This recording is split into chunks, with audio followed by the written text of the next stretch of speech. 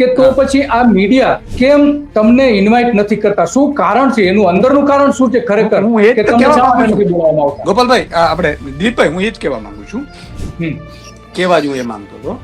એટલે કમલમે નક્કી કરે કે કોણ ડિબેટમાં બેસશે ને કોણ નહીં બેસશે, પહેલી વસ્તુ. બીજું કે એક મીડિયાને તમે વિચાર કરો, એ લોકોએ શું કીધું કે આમ આદમી પાર્ટીનો આવશે એટલે અમે નહીં આવીએ, એમ કરીને ભાજપ વાળા છૂટા દયા. તો ભાજપની બી ટીમ આમ આદમી પાર્ટી છે એવું આક્ષેપ વારંવાર કોંગ્રેસ અને ભાજપ પોતે પણ, ભાજપના નેતાઓએ પણ કરેલા છે. તો એના પુરાવા થઈ ગયા કે ભાજપ કોંગ્રેસની મનાઈ નથી કરતી. ભાજપ કોંગ્રેસ વાળા ભલે બેસે, કોંગ્રેસની ભલે સભાઓ થાય, હળદળમાં ભલે સભા થાય કોંગ્રેસની, પણ આમ આદમીની ન થવી જોઈએ. તો બી ટીમ કોણ છે નક્કી થઈ ગયું. બીજું કે આ મીડિયાની જવાબદારી છે, મીડિયાએ નક્કી કરવું જોઈએ. અમે તો કહીએ છીએ કે અમને બેસાડો ભાઈ, અમે લેટરો લખેલા છે, અમે અમને કહેલું છે. મેં પોતે અને મેં છેલ્લે એવું કીધેલું કે હું હજી મર્યાદામાં છે આમ આદમી પાર્ટીનો પ્રદેશ અધ્યક્ષ.